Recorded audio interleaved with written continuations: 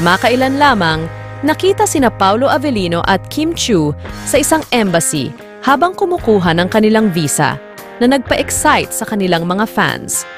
Ayon sa mga nakasaksi, ang rumored couple ay parehong nakasuot ng face mask upang hindi makaagaw ng atensyon mula sa mga tao.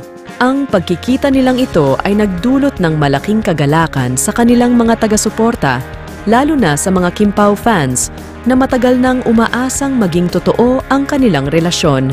Hindi maiwasan ng mga fans na kiligin nang makita nilang mag-kiss sina Paolo at Kim bago sumakay sa kani-kanilang mga sasakyan. Ang sweet moment na ito ay tila nagpapatibay sa mga spekulasyon na mayroong espesyal na namamagitan sa dalawa. Ang pagkuha ng visa ng Kim Pao ay nag-iwan ng maraming tanong at excitement. Marami ang nag-aabang kung saan patungo ang kanilang trip at kung ito ba ay isang personal o professional na lakad. May mga haka-haka na maaaring ito ay para sa isang proyekto na kanilang pagsasamahan o kaya naman ay isang espesyal na bakasyon nilang dalawa. Walang duda, ang moment na ito ay naging isang highlight para sa mga Kim Pao fans at inaasahang magiging mas masaya pa ang mga darating na araw para sa kanila.